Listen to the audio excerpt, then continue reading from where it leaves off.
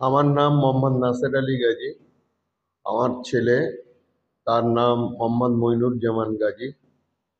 তো হঠাৎ করে তার চোখের একটু প্রবলেম ছিল, চোখটা কাঁপতো এবং চোখে ভালো দেখতেও পেত না কাছাকাছি। সেই জন্য আমরা ডক্টর অনন্যব্রত দাসকে দেখাই। উনি দুবার দেখার পরে উনি বললেন যে এটা ভিশন থেরাপি না করলে ঠিক হবে না, যার জন্য আমরা মন্টু আকানকে এর কাছে আসি এবং উনি দেখার পরে বললেন হ্যাঁ ও সব ঠিক হয়ে যাবে।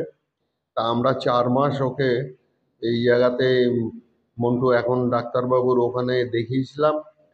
তো 4 মাস পরে উনি দেখার পরে বললেন যে মোটামুটি 6/6, আগে ছিল 6/24। তা 6/6 হওয়ার পরে উনি বললেন মোটামুটি ঠিকই আছে। উনি একটা চশমাও দিয়েছিলেন যে কাচের জিনিস পড়ার জন্য সেই চশমাটা ইউজ করতে হবে।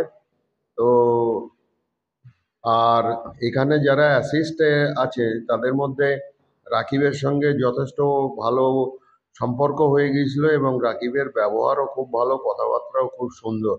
হ্যাঁ, তা আজকে 29/6/2024 আমার ছেলেকে নিয়ে আসি।